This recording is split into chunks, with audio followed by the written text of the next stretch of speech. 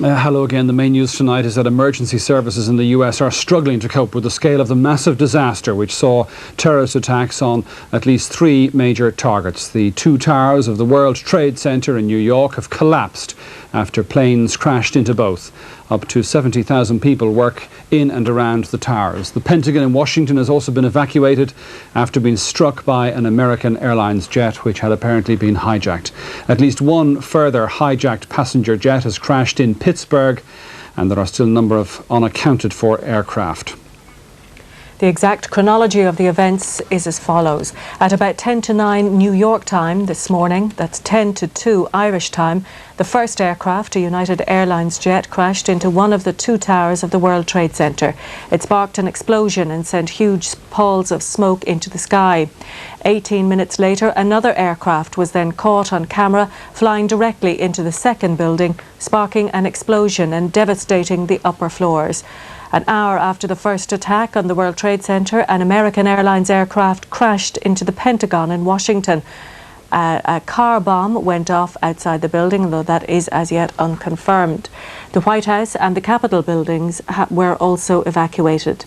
Then at 3 o'clock Irish time, an hour and 10 minutes after the first World Trade Center attack, a loud bang was heard and the first tower collapsed. Half an hour later, another explosion was heard and the second tower collapsed. The first aircraft crashed into the World Trade Center building at 10 minutes to 9 local time as thousands of people were making their way to work.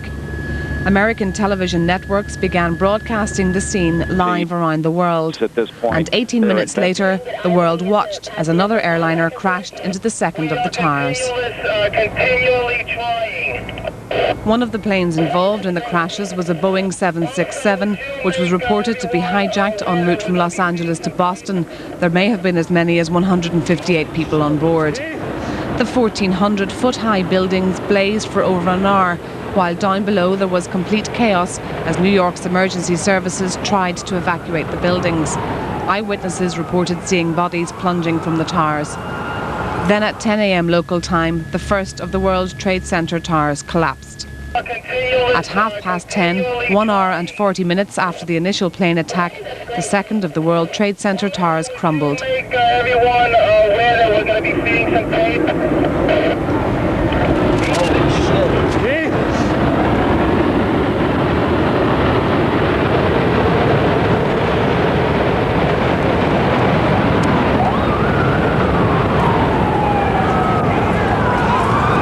Manhattan was engulfed in smoke and debris. Firemen were choking and blinded, unable to help, and countless were left dead and injured. Annette O'Donnell, RTE News. 3 Irish time that the first reports emerged that a plane had crashed into the Pentagon. It led to panic on the streets. As reports came in, there was a fire near the White House. It rocked the nation's capital, shutting down the federal government. Grey smoke billowed from the 5-sided building as more than 20,000 civilians and military personnel who worked there streamed into the surrounding car park lots.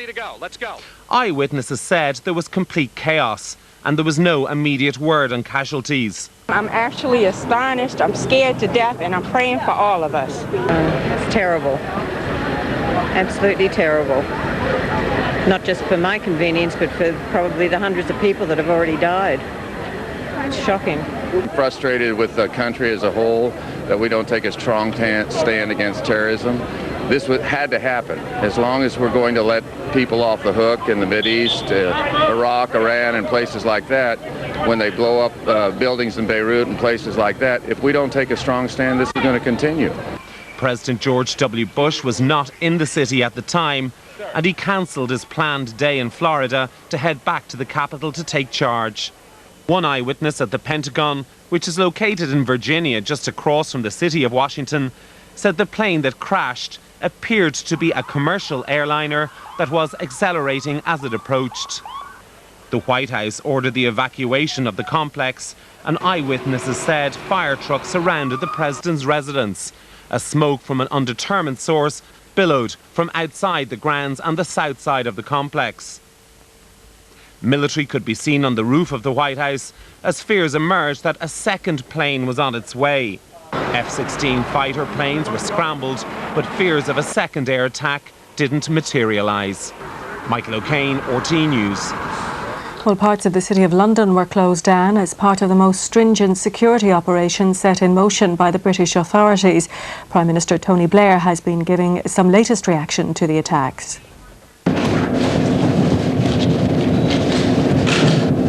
The full horror of what has happened in the United States earlier today is now becoming clearer.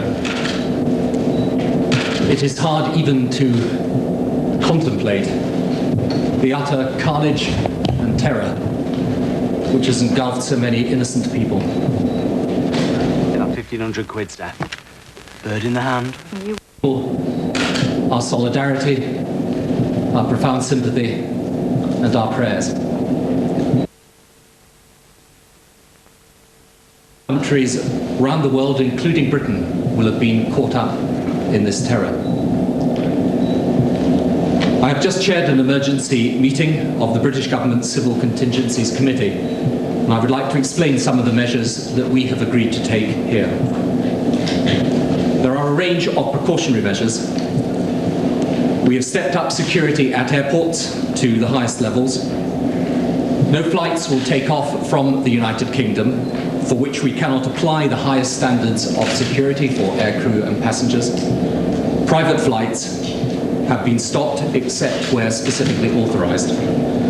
Flight paths into London have been changed so there will be no civil overflights of central London. Security has been increased across the full range of government buildings and military premises. The police across the whole of the UK are on full alert. All our defence facilities around the world have been moved to high alert to ensure the protection of British service personnel. Advice has been given to major financial and business institutions about appropriate security measures. A number of other security measures have been taken, and of course we are in close touch with US, European and other allies and are cooperating with them on issues of security. All relevant ministers remain in communication, and the committee, the Civil Contingencies Committee, will meet again tomorrow at 8 a.m. Obviously, some of these measures, not least the effect upon airports, will lead to some disruption, and I hope you will understand that. But other than the specific measures we have taken, or that we have advised others to take, business and everyday life can continue as normal. As for those that carried out these attacks, there are no adequate words of condemnation. Their barbarism will stand as their shame for all eternity. As I said earlier, this mass terrorism is the new evil in our world. The people who perpetrate it have no regard whatever for the sanctity or value of human life. And we, the democracies of the world, must come together to defeat it and eradicate it. This is not a battle between the United States of America and terrorism, but between the free and democratic world and terrorism. We therefore here in Britain stand shoulder to shoulder with our American friends in this hour of tragedy, and we, like them, will not rest until this evil is driven from our world.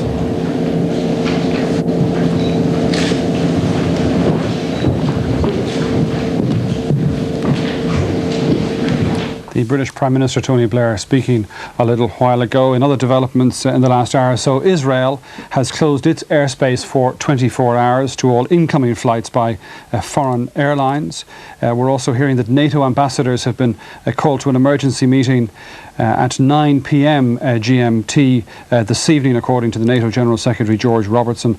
And lastly, US President George Bush has promised the United States will take all appropriate security precautions to protect the American people in the wake of these attacks. So we're joined on the line now by the Fine Gael TD Jerry Reynolds, who joins us on the line. I gather, Jerry Reynolds, were in contact with some two cousins of yours who were in the buildings, in the trade centre at the time of the attacks. Is that right? Well, unfortunately, I wasn't in contact with them, Brian, but they called their wife after the plane struck the building. And we haven't heard Sorry, anything. Jerry, I'm going to stop you there because the telephone line, and this is a problem we have throughout the evening, I'm afraid. The telephone lines are giving us difficulties from the United States. We will try and establish a better line with you, so perhaps you bear with us. We have Carol Coleman, I think, from Washington, who, again, we had some difficulties getting on the phone a little earlier, but we're going to try again and see what sort of a line we've got now. Can you hear me, Carol? I can hear you, Brian, yes. All right, well, you're much clearer there. Can you tell us the latest news in relation to the attack on the Pentagon? Well, the city of Washington, D.C. is in a state of emergency at the moment. From what we can see, there is still smoke pouring out of that Pentagon building, and rescue crews are on the scene there trying to bring anybody out who's injured and get them to hospitals. The reports that we're getting is that scores of people are being delivered to hospitals with burns. We've had no news yet concerning the number of deaths in the Pentagon, but presumably a passenger plane did crash in there early this morning, so we have to assume that all those people have been lost. Apart from that, Washington has emptied out. Everybody has been told to go home. They're making their way home. The subways were closed. They had to mainly walk home, most people. So there was a sight here at lunchtime of literally thousands of people walking away from the city. Apart from that, the White House has been evacuated and will remain so. Capitol Hill has been evacuated. Many of the senators and congressmen who would be at work there today have been on the air talking about this, describing it as an act of war really against the United States. There's also a feeling that it's too late to be talking about this now. The attacks have happened. There's recriminations, people saying that U.S. intelligence have failed, that they knew 2 or 3 weeks ago that there was a major attack planned on U.S. soil and that they failed to do anything about it. But I think the main thing here at the moment is to concentrate on the scale of the human tragedy, particularly in New York. Well, as you indicated, the appetite for some sort of reaction, for revenge, is presumably going to prove a very great pressure on the American authorities, on President Bush in the days and weeks ahead. Well, at the moment, what he has said in his most recent address to the nation from Louisiana, where he is at the moment, is that the resolve of this great nation is being tested. And he said, we will show the world that we will pass this test. He said that freedom itself was under attack by faceless cowards. And he more or less promised to the United States people and warned the terrorists involved that they will be caught and they will be punished. But as I said, there is a feeling here today of desperation, the horror of this human tragedy. It really is too late. It has happened now. So how the U.S. responds from now on is going to be quite interesting. The state of emergency also extends to the military, both here and abroad. They have put on a state of heightened alert. There are Navy ships gathering on the east coast here, and there are also some Air Force planes flying around over Washington at the moment to make sure that there are no further incoming planes into any of the targets here in Washington. Carol, I'll just pause you there for a moment because I gather we have some further pictures from New York. Don't go away, but we'll take a look at these latest images from Manhattan. As you can see, the streets empty except for emergency vehicles bringing the dead and wounded from the scene of the attack. There's the American Red Cross headquarters, no doubt. They too are under tremendous pressure to try and deal with this. Appeals already for people to come forward and donate blood. That's an indication of the scale of this. There will be not just many hundreds, if not thousands of dead, but also as many injured, and many of those severely injured. Of course, including, we know even at this stage, members of the emergency services who were caught in the collapse of the World Trade Center towers when they subsequently collapsed. Carol Coleman, as I say, is still with us. Carol, the difficulty presumably for President Bush meeting this evening with his cabinet and with his advisors is, first of all, to try to find out who did this. Well, this is the thing. There is nothing clear about who did this. We've had the Palestinians mentioned, we've had the Taliban mentioned, but then we had a press conference from the Taliban where they said that they felt America's pain, and nobody really knows how to interpret that, whether they're actually condemning it or whether they're admitting to it. But the feeling here is that Osama bin Laden, the Afghan terrorist, and his group are probably the only group who would actually have the physical capability to carry out attacks of this magnitude. I mean, we're talking about 4 passenger jets here that were hijacked. People here are saying that they deliberately chose long flights from Boston to Los Angeles because they knew they'd have full fuel tanks, so that when they hit the building that would have the maximum effect for an explosion. So we're going to spend a long time, I suppose, here wondering how this was done and, of course, who did it. But the overwhelming feeling, obviously, is that it was, Middle East related, and that's what's been spoken about here at the moment. But it's very difficult, and you have to be very careful in these situations, given the volatility of the Middle East situation itself, not to blame anybody who might have had no involvement in this whatsoever. So at the moment, it's a wait and see, and of course, we're not being told everything that the authorities would know anyway. And of course, people remember the rush to judgment in the aftermath of the Oklahoma bombing, when, again, Middle Eastern terrorists were blamed, and it turned out it was homegrown American terrorists who had inflicted that terrible carnage. And that was a terrible shock on America when it did happen. But I think in this particular case, the feeling is definitely very much more that it is a foreign terrorist attack more than a domestic terrorist attack. I think no American could possibly believe that this would come from within. 99.9% of the people on the street believe that it is a terrorist attack, probably related somehow to the Middle East. All right, Carol, we'll keep the line open perhaps if we can, or if you can come back to us if there are further developments. Now, we've managed to establish a clearer telephone connection with Fine Gael TD Jerry Reynolds, who I said was in New York, and who has 2 cousins working in the World Trade Center and who were there at the time of the attack. You can hear me now, can you, Jerry Reynolds? And more to the point, we can hear you. Yes, I can hear you now, Brian. Now, what can you tell us about your cousins? Well, we can't tell anything, unfortunately. We just heard them at 9 o'clock this morning, and after that was an explosion, and maybe an hour after that, there.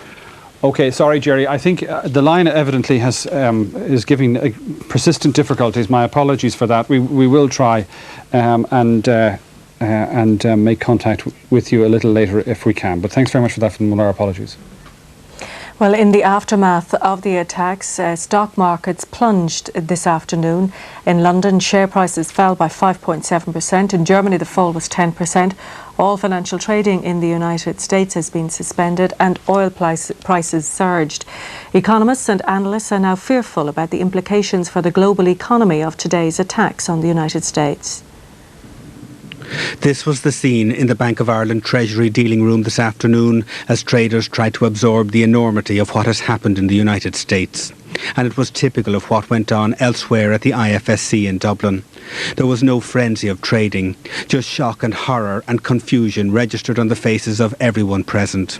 The financial trading environment is a truly global business, and many of the traders here are fearful that some of their friends may be among those killed or injured at the World Trade Center in New York. The atmosphere in trading rooms the world over was dismal.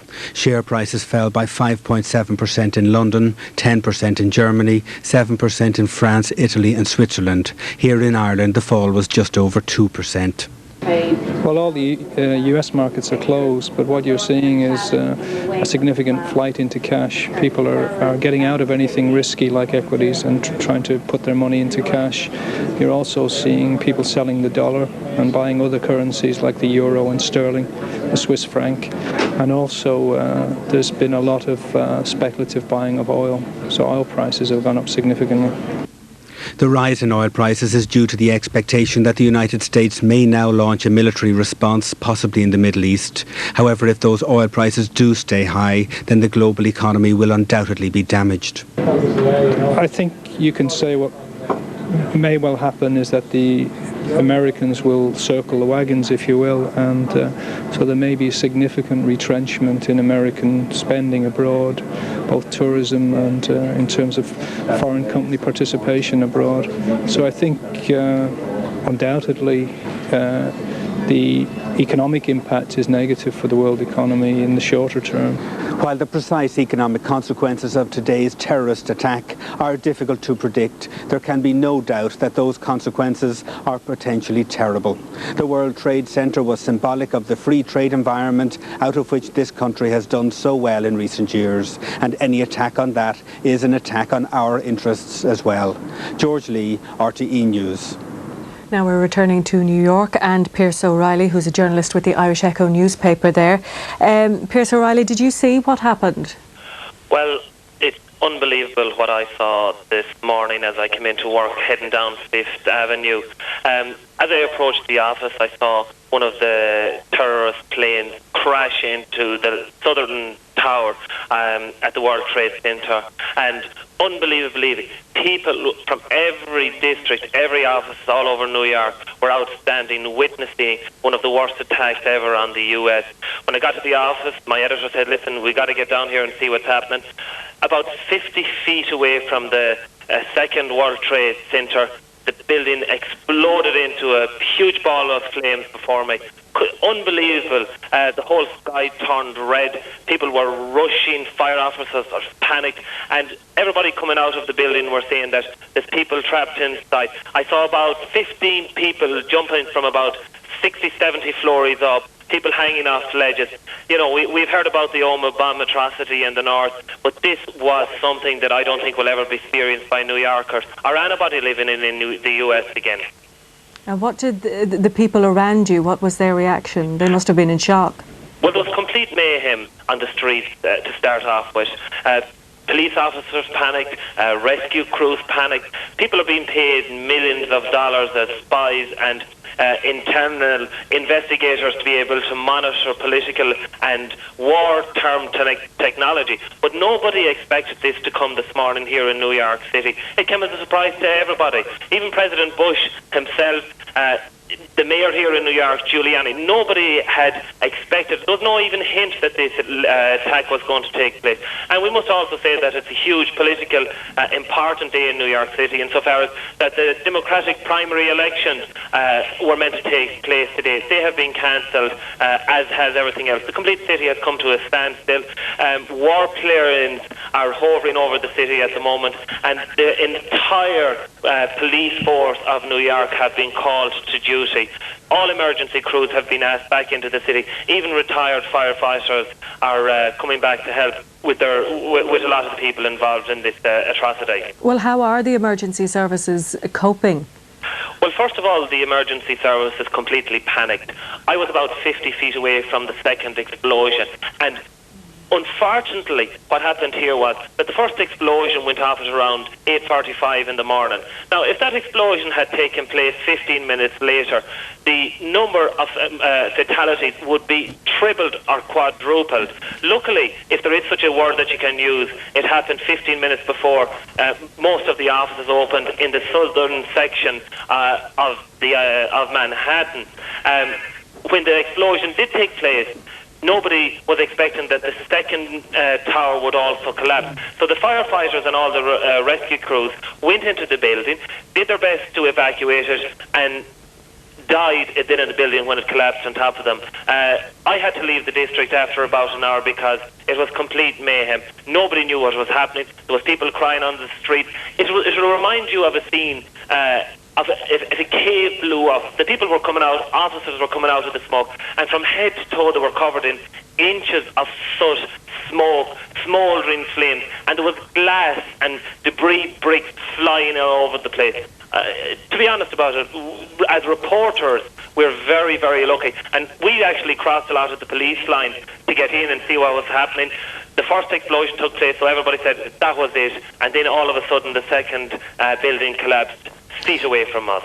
And I understand there's a Marriott hotel very close by that. Did that survive the collapse of the towers? Most other buildings in the district have survived. Now, they have been all damaged, and there has been several sporadic fires in the region, mainly because flying boulders of flame have hit these buildings. They have damaged them in many areas. But you have to remember that this is a business district. Now, there is other facilities there as well. There's a local hospital, there's a local school, and indeed there's a lot of colleges and university divisions down in that section. But can you imagine a scene where people are coming out of a building with tailor suits, carrying laptops, and them standing on them, rushing, firing them into bins, trying to escape?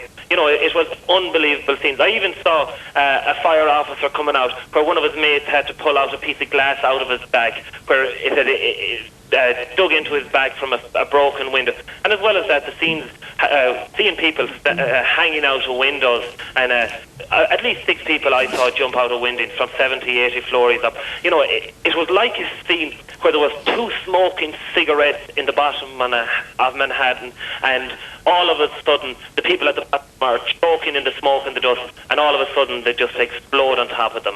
So it was unbelievable scenes, something that, you know, that you wouldn't ever want to see again, and yet nobody knows what the outcome is. You know, we're talking about thousands of people killed here, but that's unreal, because people in the emergency service can't even get to these people. They're covered under thousands of feet of rubble. It'll take forever to get to the bottom of it. Well, what is the situation at the moment? Is Lower Manhattan, is that area still completely cut off? Completely cut off from the public. Manhattan itself, there's kind of a neary silence in the city at the moment. Nobody has left the city yet. Most of the tunnels and the rail lines are just beginning to open up again. But warplanes are flying overhead now. Our office is directly across from the Empire State Building. It has been cordoned off, and there's a specific warplane permanently above the Empire State Building. Obviously, these terrorists targeted areas and buildings of authority. So people are saying, obviously, that the next one, if it's going to be hit, will be the Empire State Building, maybe the Statue of Liberty, maybe Ellis Island, things that are important to the people. And anybody that was ever to New York will always have an affinity with the World Trade Centers. They're the highest 2 buildings in New York, which most people don't realise that they're actually higher than the Empire State Building, and they're known as the Twin Towers. Anybody that ever comes to New York always goes down to visit the Twin Towers. It's the business district, and it's an area which has a huge kind of aura, and you know, there's a huge economic involvement and development in that district.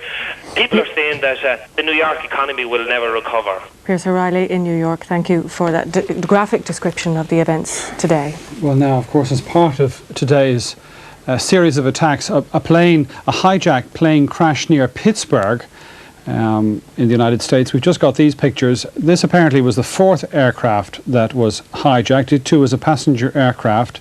Reports say there were 45 passengers and crew on board. It came down in Somerset County in Pittsburgh. What brought it down we don't know, but it landed, so far as we can gather, and as you can see, in a fairly sparsely populated part of the state. And apparently the only casualties, at this stage anyway, the only casualties that have been reported are the 38 passengers, 2 pilots and the flight attendants. The aircraft was bound for San Francisco. There's the helpline. The Department of Foreign Affairs has opened these 2 free phones for people, if you'd like, if they can offer you any information about friends or relatives you might be concerned about in the United States, in Washington or New York. There's the 2 numbers, 1-800-401-800 and 1-800-385-858, and those helplines are being manned at the Department of Foreign Affairs. And we have these 2 numbers as well. This is the first is the Irish Consulate in New York. The number there is 001-212-319-2555, and the Washington Embassy number, which is being made available, is 001-202-462-3939, and the diplomats there and their staff will be able to perhaps offer you some information if they have it. But obviously the situation is still very early and very confused. We'll take a short break, back in just a minute or so. Well, tonight here on One, we continue our coverage of today's events in the US, but some of our original programming can be seen over on Network 2. Garden Heaven surprises one lucky family with a landscape makeover shortly, and Moulin Rouge gets reviewed by John Kelly and guests on The View at 5 to 11. Here on One at 9:30, we have a prime-time special on the terrorist attacks on the United States, after which we return to our coverage for all the latest on today's events. Some of tonight's original programmes can be seen at a later date here on 1, including Largus, which will be back next week at 7 o'clock. And the nurses will be back on duty this Thursday at 8:30. Also, tonight's Crime Line can be seen tomorrow night at 10:05.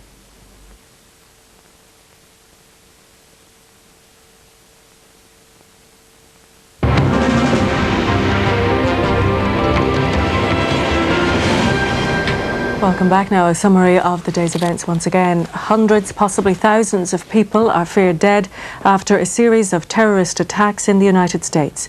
The attacks, using hijacked commercial airliners, demolished the Twin Towers of New York's World Trade Center and hit the Pentagon in Washington. 5 floors of the Pentagon are reported to have collapsed and the building is still on fire. Speaking on CNN television, New York Mayor Rudolph Giuliani said there had been a tremendous number of lives lost. The 2 largest US airlines, American and United, have said 2 of their scheduled flights crashed, with extensive loss of life among the total of 266 people aboard the 4 planes. The 4 airliners, all on internal flights, carried 233 passengers, 25 flight attendants and 8 pilots.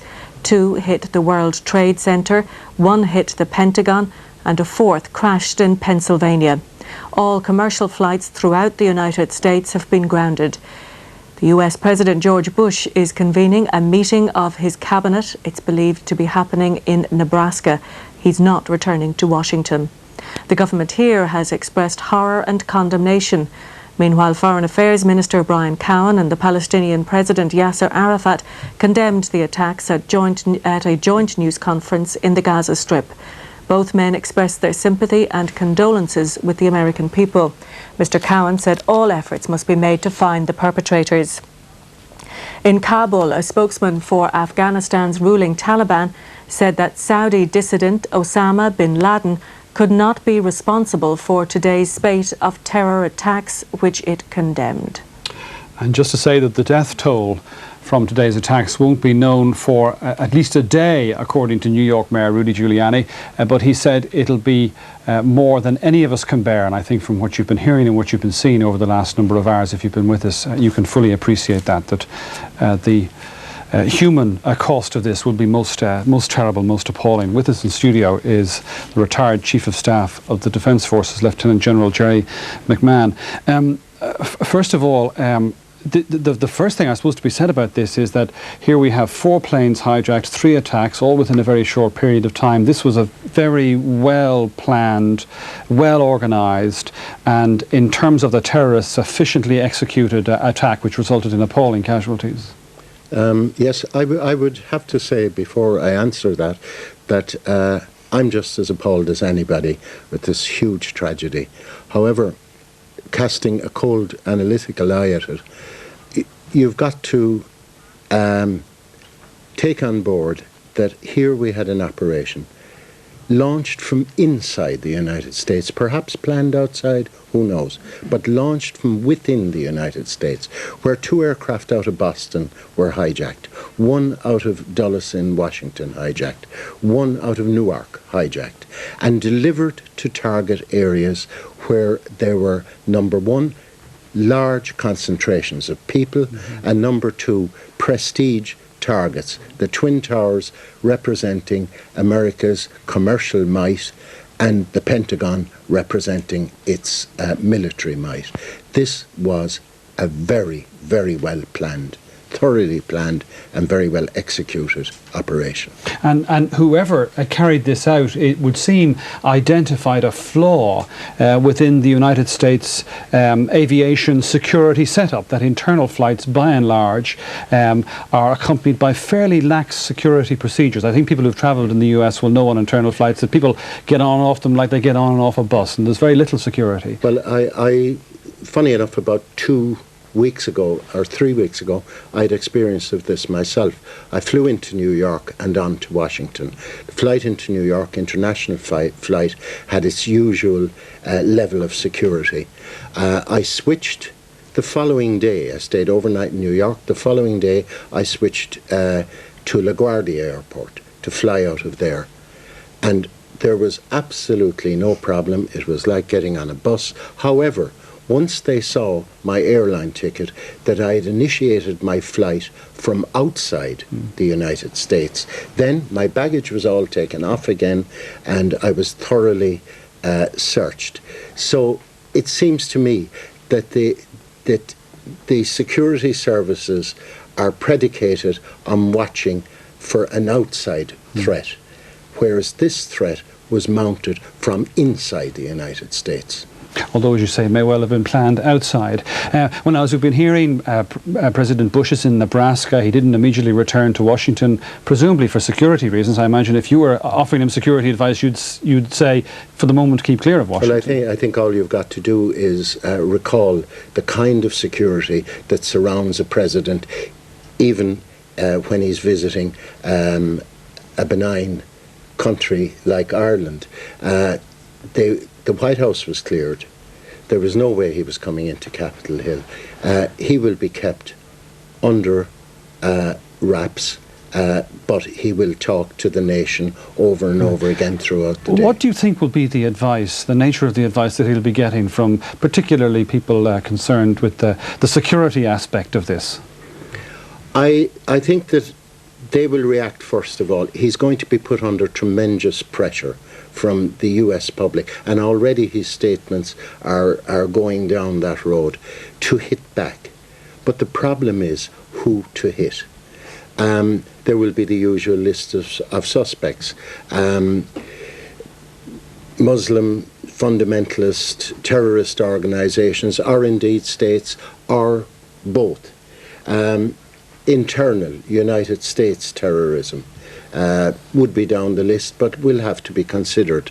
And perhaps even a thought that crossed my mind down the list would have to be the anti-globalization terrorist organization, although I personally believe that the last two on the list that I just mentioned don't have the capability to mount a sophisticated operation like this. In previous outrages, a finger of blame in various instances has been pointed at states, what are loosely called terrorist states that are willing to sponsor this kind of action. We think of Lockerbie and so forth. Do you think that it would be necessary that a state would sponsor this kind of action, or could it quite easily be done by an organisation which operates entirely independent of any state? Absolutely, an extra state terrorist organisation, but it would have to be a highly sophisticated one with lots of monetary resources and lots of operatives spread worldwide. And I presume there are only a fairly limited number of groups that would fulfil those sort of criteria. Absolutely. And this, I think, is the kind of brains trusting that will be going on within security circles in the United States. Of course, they will also have very involved and complete intelligence analysis. But, I mean, I can't see anything emerging for a few days yet. What about the role of other countries around the world, in Europe and elsewhere? Will the United States be looking to its allies around the world for help, for intelligence information, perhaps for practical assistance? I think that the NATO chiefs are meeting at the moment, and I think there's no doubt that will be on the agenda there. But I think for the moment, states outside the United States are directing their focus on sympathizing with the United States. I think the United States is quite capable of collecting its own intelligence on a very wide arc, and doesn't need to go and beg and borrow intelligence from here, there and elsewhere. All right, Jerry McMahon, for the moment, thank you very much. Stay with us if you can. But for now, back to Una. Thanks, Brian. Now we're going to Pittsburgh, and Roger McCoy, who's a journalist from Clearwater Channel in Johnstown County. Roger McCoy, what can you tell us about this plane that has apparently crashed and how it happened? Well, from what we understand is that it came in after the World Trade Center problem, and then we had the Pentagon, and here we were concerned about how we would tear that one. And we heard for the pilot. I'm sorry, I have to interrupt you. We've got technical difficulties on at our end. We'll try and come back to you as soon as we can. In the meantime, the SDLP leader John Hume and Deputy Leader Seamus Mallon have been giving their reaction to today's events. It's clearly a matter for himself on that matter, but of course I think that he would have a clear message, because we know of the very strong support not only of the American presidency but of the American Senate and Congress for the Good Friday Agreement, and therefore I think his message will be strong and clear to all parties to implement all aspects of the agreement, and that means that parties which have certain responsibilities to implement will have to carry out the responsibilities. But I think that the main issue now tonight will be our deep sympathy, expressing it to him because he's bound to be very deeply upset and very deeply concerned about what's happening in his own country at this point of time. Now, you're both and Mr. Hume, what about your own personal views on what happened there in the United States today and the terrorist attacks that took place? Well, it's absolutely appalling, and there isn't any doubt about that. And of course, I would express, and I'm sure I'm speaking for the vast majority of people everywhere, the deepest sympathy for the people who have lost their lives and their families, and of course total unity and absolute and total condemnation of the appalling people who are behind these terrible atrocities. Just, you're both fresh from a meeting with Secretary of State John Reid. Did you hear anything tonight that gives you hope that this process is going to come out of crisis, or is there any hope that there'll be some progress made in the coming days, particularly on the police boards? Well, we know the difficulties that face the process at the present moment of time. We know what has to be done. We know that there are the 4 proposals made at Weston Park by the 2 governments. We know that some parties have turned 2 of them down, and we know other parties haven't accepted any of them. So I think in the time remaining, it's absolutely essential that those are addressed, answered and dealt with. And you know, there is a remarkable irony. We're going in to meet Ambassador Haas, who's here to try and help us solve our problems at the very same time as his country has been ravaged by the type of international terrorism that we have seen. I think there's an irony there that should not be lost on anyone here. Seamus Mallon and John Hume there, obviously commentating on today's events in the north, but also the events that have shocked the world and that happened in New York.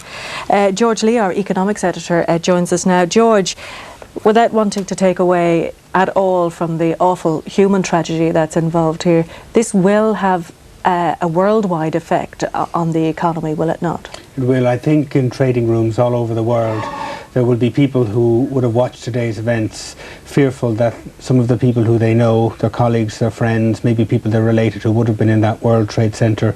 It's just a huge financial center. It's very, very close to Wall Street, within 5 minutes walk of a lot of the big trading houses. A lot of the people would have been coming and going. They're very clued into what's happening, the human side of it as much as the financial side. So I think the entire global financial community is in complete shock in relation to this event. They know that apart from the human tragedy, when that has, it may take a long time to deal with that, they know that in the meantime they'll be considering the economic effects, and an awful lot of worries are there at the moment. There were a lot of concerns about the global economy. There were a lot of concerns particularly about the US economy, and people had been keeping a very close watch on US consumers. And there was a lot of hope that if US consumers could maintain their confidence, that would breathe some life back into the US economy, and hence get the world out of what looked like a threatened recession. And there's a great deal of fear around now that that's not going to happen, that this particular event may push the US economy in the other way, that it will have a large effect on psychology, a large effect on consumer confidence, a large effect on business confidence. And because of that, I think people all over the world who are looking at these events from an economic perspective are fearful of the worst.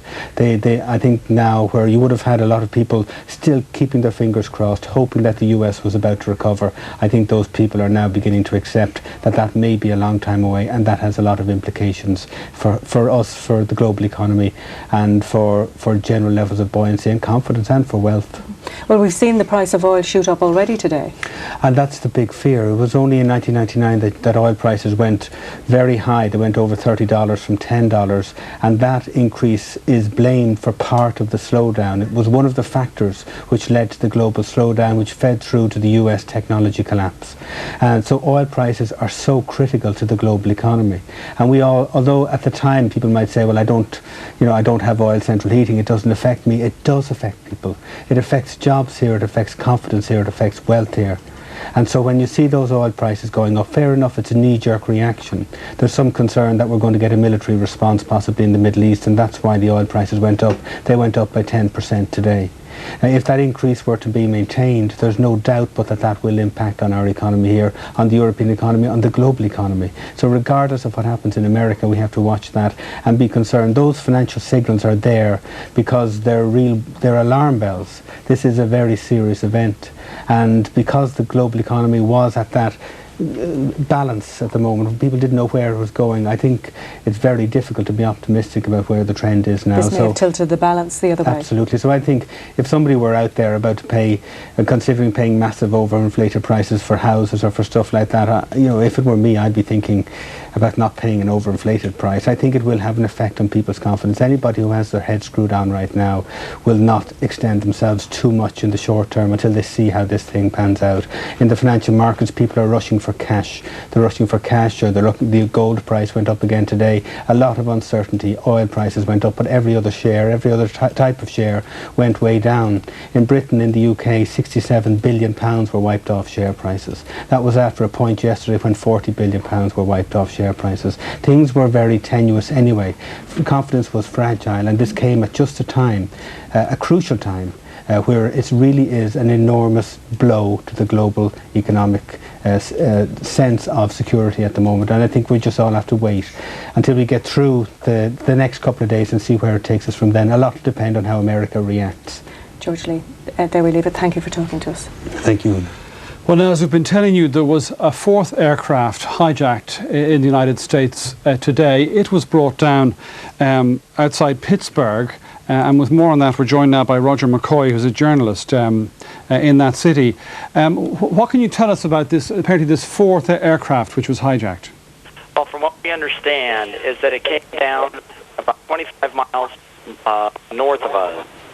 And right before it came down, someone on the plane had called the emergency service with their phone and told authorities that... Sorry, Roger, I'm sorry to cut across you again. If you can hear me, sorry to cut across you, but we just can't get our phones sorted out, I'm afraid. It may be at this end, it may be at the American end, because among the reports we have here are a huge demand on mobile phone systems across the United States. Very obviously people ringing relations and friends in areas they feel may be affected as a result of this, and putting substantial pressure on the telephone network. Well, a short time ago, a US official quoted by the Reuters news agency claimed that the Saudi dissident Osman bin Laden was now the chief suspect for the attacks. Earlier, a spokesman for Afghanistan's ruling Taliban said bin Laden could not have been responsible, but this was discounted by US officials this evening.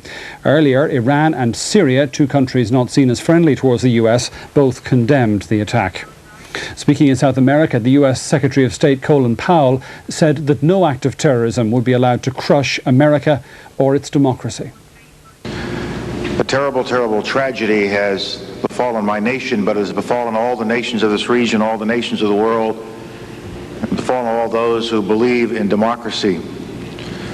Once again, we see terrorism, we see terrorists, people who don't believe in democracy, people who believe that with the destruction of buildings, with the murder of people, they can somehow achieve a political purpose. They can destroy buildings, they can kill people, and we will be saddened by this tragedy, but they will never be allowed to kill the spirit of democracy. They cannot destroy our society. They cannot destroy our belief in the democratic way. You can be sure that America will deal with this tragedy in a way that brings those responsible to justice. You can be sure that as terrible a day as this is for us, We will get through it because we are a strong nation, a nation that believes in itself. Colin Powell speaking earlier today. Well, while today's catastrophic attacks overshadow most acts of terrorism the world has yet witnessed, American society had until the 1990s been relatively free from extremist atrocities. Tony Connolly reports on how America has had to get to grips with the global scourge of terrorism slowly and painfully. Although the US has been the target of extremist rhetoric across the globe, compared to many European countries, American soil has been spared, with notable exceptions, the worst excesses of terrorism. The greatest single terrorist act was on the Alfred P. Murrah Federal Building in Oklahoma City in April 1995, in which 168 people were killed. The bombing was carried out by Timothy McVeigh, confounding initial reactions that the atrocity might have been carried out by Arab extremists. But before that, on February 26, 1993, the World Trade Center itself was the target of militants who killed 6 people and injured thousands. There were other high-profile attacks on American citizens and servicemen and women overseas. On August 7, 1998, 116 people were killed when a bomb ripped through the American embassy complex in Nairobi, an attack which has been linked to the Middle Eastern terrorist Osama bin Laden. Last year, the USS Cole was attacked by terrorists, leaving 4 dead and 31 injured. And in December 1988, 270 people were killed when Pan Am Flight 103, en route to New York, crashed into the town of Lockerbie in Scotland. The attacks gradually awakened American society to the dangers of terrorism, a danger which was at odds with the very open nature of American life. Following the Oklahoma bombing, the Clinton administration added 1,000 agents and prosecutors to fight terrorism. Congress provided $1 billion towards the fight, and every major federal agency and most law enforcement agencies were given a domestic terrorism task force. This year, the federal government is spending $11 billion to counter international and domestic terrorism. But as today's apocalyptic events show, no aspect of life can be comprehensively spared. Tony Connolly, RTE News. Well, still with us in studios, Lieutenant General Jerry McMahon, the former Chief of Staff of the Defence Forces. I imagine that within the American administration now, and particularly within the security end of that, that there will be people who will have some hard questions to answer about how perhaps intelligence was ignored, security procedures were allowed to become lax. Of course. The one thing about security is you get a lot of feed in, and the trick is to know what to take on board as a very definite threat and what to leave aside. And it's not an exact science, and sometimes mistakes are made, and Lockerbie was a case in point.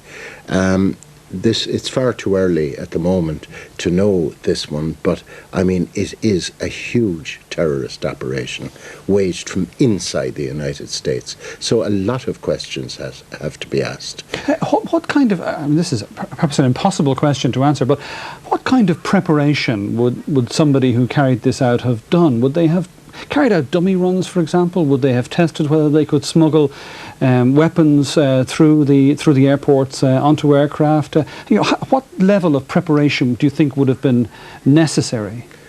First of all, you would have had to have the plan, the concept, and the concept has worked very well today and created absolute havoc. Then you would have the reconnaissance phase and the testing phase. And finally, you would have the operation. And that's the way it would work. And for it to be effective, it would presumably have to be planned in the utmost secrecy, presumably a relatively small number of people, if that's the case, to ensure that there is no possibility of information leaking out, of the security services being alerted. Yes, and we are not dealing with huge numbers here. We are dealing with 4 hijacking teams, at the moment anyway. There was also an indication of a car bomb outside the State Department. We've heard no more about that. I've heard no more about that all afternoon. So you're talking about 4 hijacking teams, no more than 20 people. And this is quite a small group. which could have been doing dummy runs for the last couple of weeks. All right, Jerry McMahon, I'll stop you there because we have some further developments. Una? Yes, apparently we're going live to a press briefing at the Pentagon. Relatives may have been victims of one of these attacks, and we will be announcing that telephone number shortly. Our fellow citizens and our freedom came under attack today, and no one should doubt America's resolve. President Bush and all our country's leaders thank the many Americans who are helping with rescue and relief efforts. We ask our fellow Americans for your prayers for the victims, for their families, for the rescue workers. Would you like a drink? No, I'm fine. Okay, with an ask. Okay, you got £500. Responsible for these despicable attacks on the American people. While some federal buildings have been evacuated for security reasons and to protect our workers, your federal government continues to function effectively. We have a federal emergency response plan, and at President Bush's direction, we are implementing it. We began to implement it immediately after the first attack in New York this morning. We contacted American forces and embassies throughout the world and placed them on high alert. The United States Secret Service immediately secured the President, the Vice President, and the Speaker of the House, and they are all safe. They have also secured members of the National Security Team, the President's Cabinet, and senior staff. As you know, President Bush was in Sarasota, Florida when the first attack occurred this morning. Air Force One has now landed at Offutt Air Force Base in Omaha, Nebraska, and the President is in a secure location. He is in continuous communication with the Vice President and key members of his Cabinet and National Security Team. Vice President Cheney and our National Security Advisor, Condoleezza Rice, are in a secure facility at the White House. I have just come from there.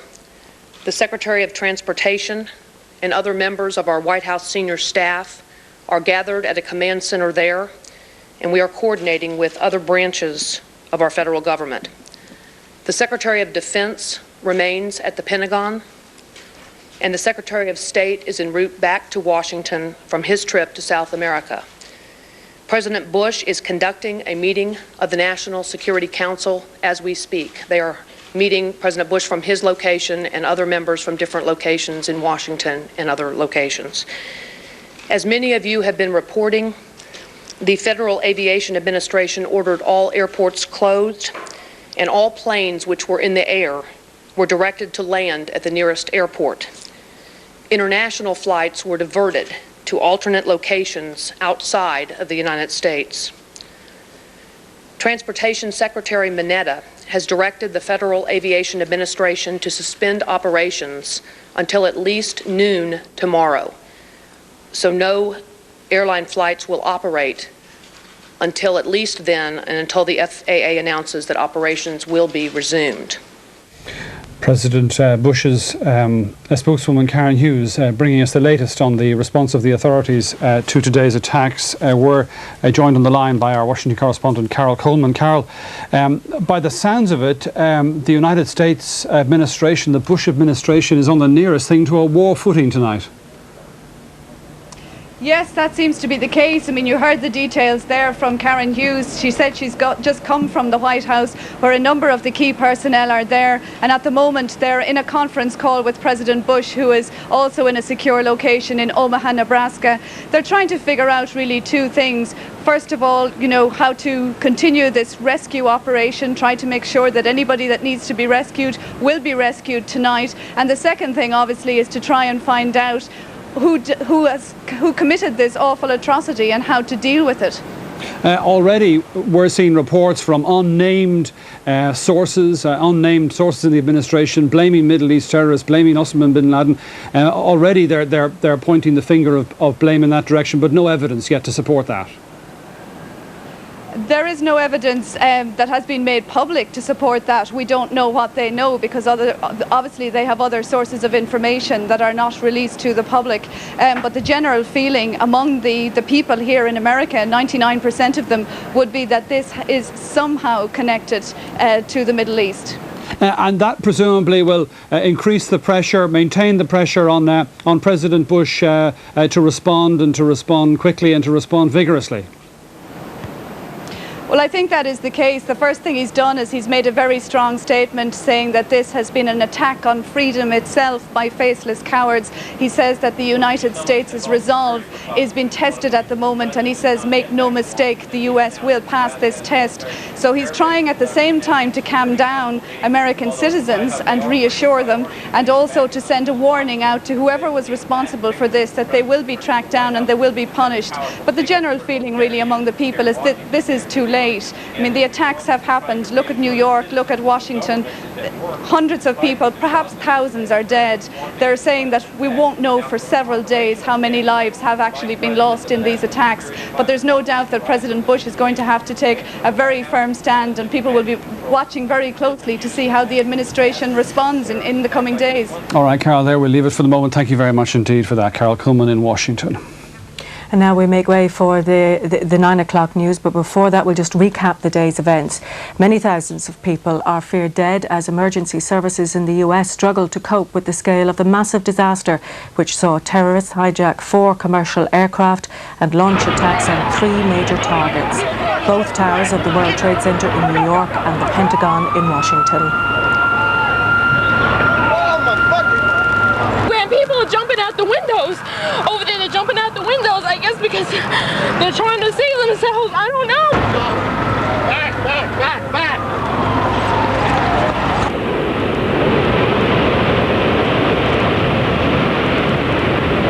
Make everyone aware that we're going to be seeing some tape.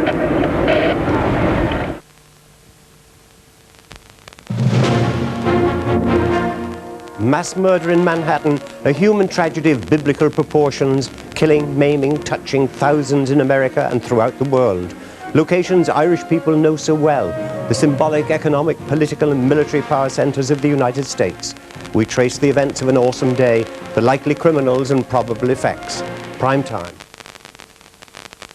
Well, as our coverage of today's tragic events in the United States continues throughout the night here on RTE1, a reminder that some of this evening's original programming can be seen at a later date.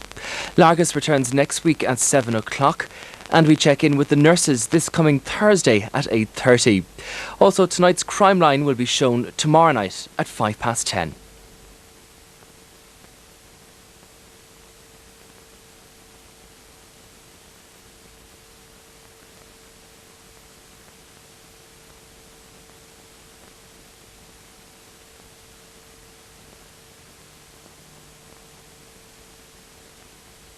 Well, also viewers are advised that due to today's developments and the nature of its contents, tonight's episode of The West Wing over on Network 2 will be shown at a later date also.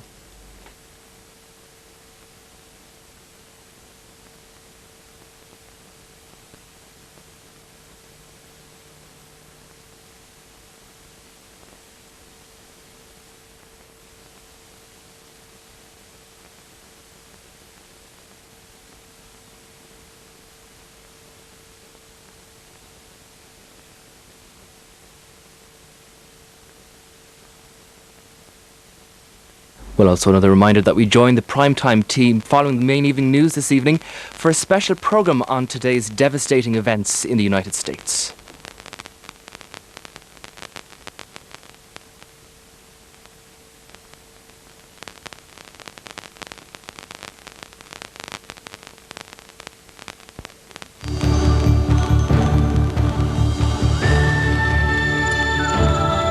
Tonight's edition of The View with John Kelly can be seen at 5 to 11 over on Network 2. Right now, though, here on 1, it's time for the main evening news with Anne Doyle.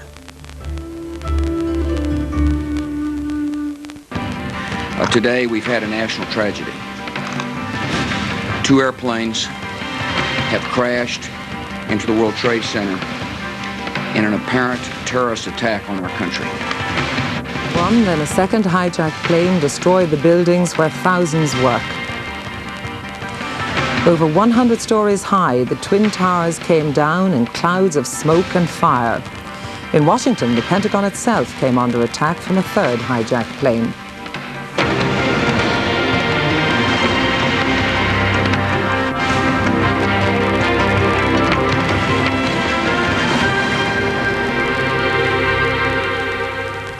Good evening and welcome.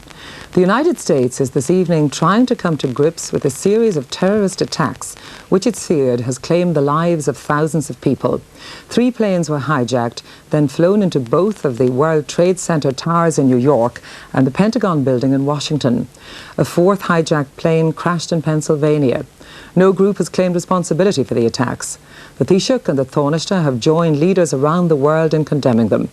President Bush said the United States would hunt down and punish those responsible. He's meeting his national security advisors this evening. All American airports were closed down following the attacks and will remain closed tomorrow. The exact chronology of today's events is as follows.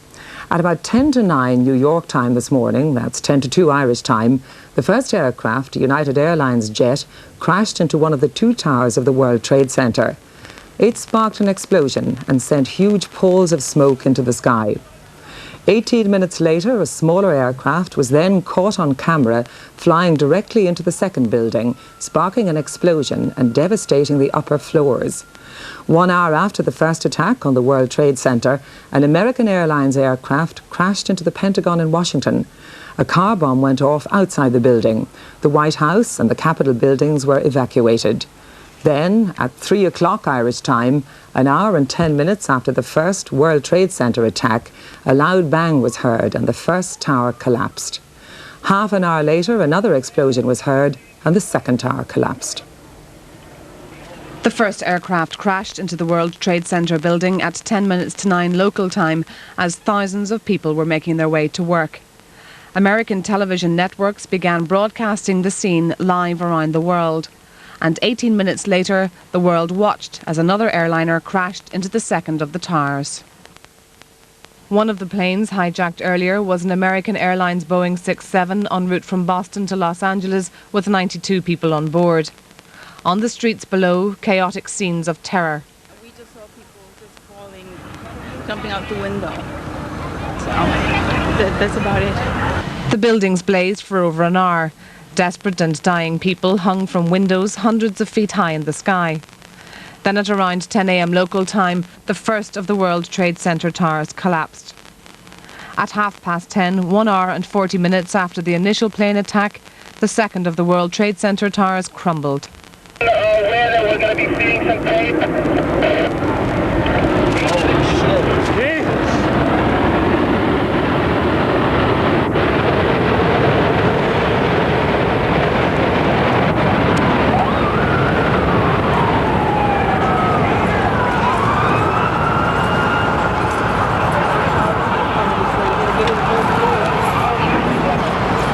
Around 50,000 people worked in the 2 Trade Center towers. 2,000 rescue workers tried, some in vain, to get near the scene. Firemen were choked and blinded by the dust and debris, which was likened to volcanic ash. Big boom, come down the steps, everything fine till we got to the basement and then everything just fell in. I got trapped in there with another guy, crawled out, kept getting hit in the head, bags all around. Finally we fought our way out over the rubble. Yeah. Come on down. We did all right. All right, way to be, Tom, let's go. 1,500 members of the National Guard have been deployed, but hours later the scene remains chaotic. Hundreds of thousands of casualties still pouring into New York hospitals. Annette O'Donnell, RTE News. And now with a report on what happened in Washington, here's Michael O'Kane. Less than an hour after New York was attacked, a third commercial plane crashed into the Pentagon, which is the US Department of Defense.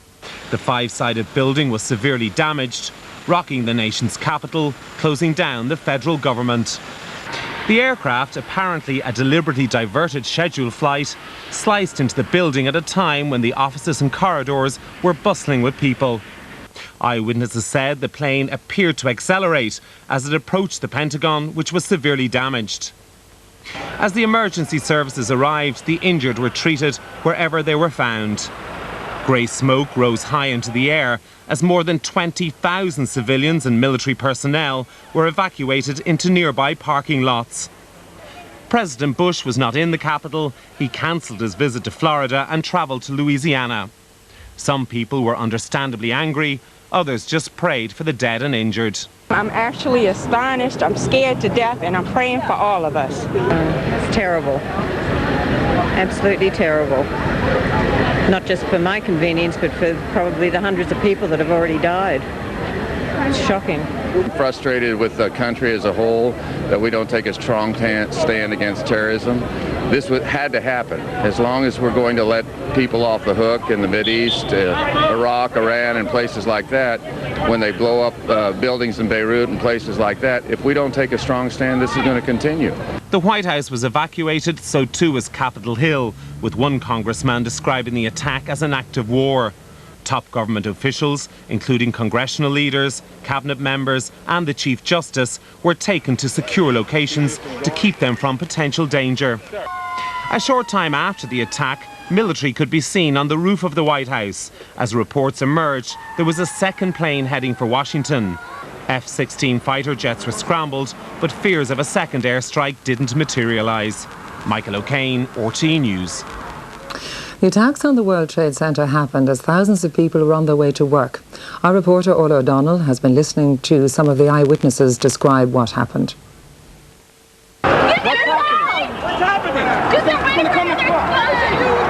Shocked and confused, New Yorkers could scarcely believe the scenes they witnessed on their way to work. We heard a big bang, and then we saw smoke coming out, and everybody started running out, and we saw the plane on the other side of the building, and there was smoke everywhere, and people are jumping out the windows.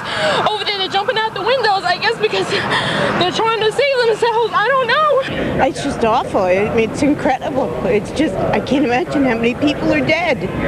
Just the most amazing situation. It's awful. I hope they can figure out a way to get to terrorists because it's got to stop. We saw a few bodies, people just flying out the window. I saw at least four bodies coming through the window. Everything came down, glass started popping, and people got hurt, stuff went on top of them, and it was a big explosion, and everything got dark, real dark, like snow. You can see behind me, oh, this is not snow, this is all from the building. Around 50,000 people worked in the World Trade Center. This woman was on the 56th floor of one of the towers when the first plane crashed. And as soon as it got hit, I was thrown to a window, so I was very lucky to get out. There's a lot of people that didn't get out. There's a lot of people coming down the stairs, burnt up.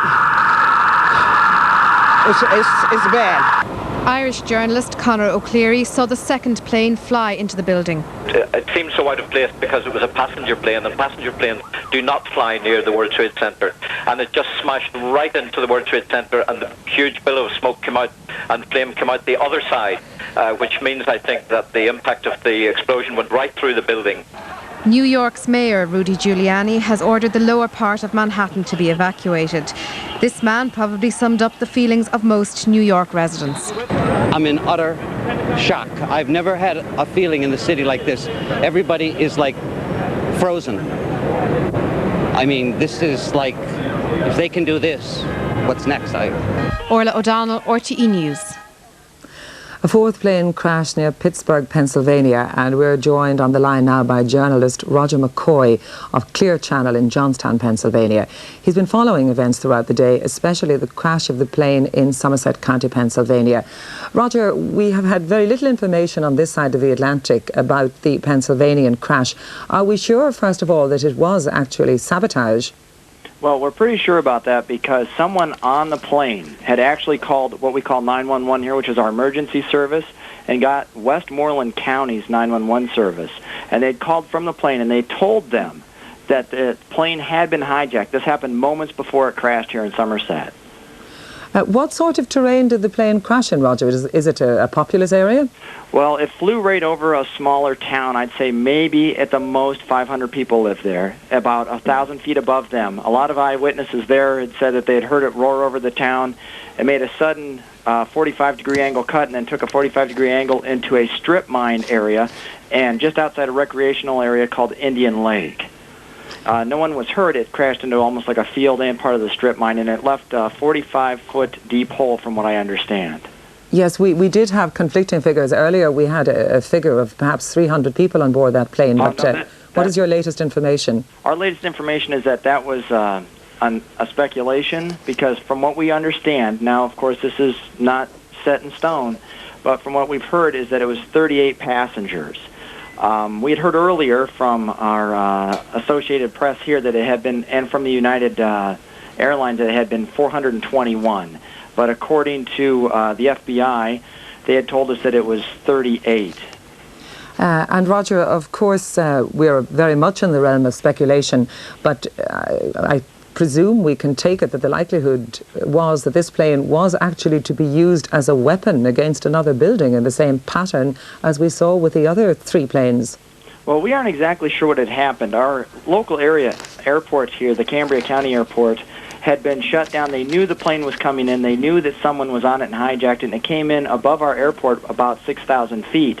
It went out over Somerset in what they would refer as a regular circling pattern for that airport, and it was coming back around when it crashed into the strip mines and the Indian Lake area.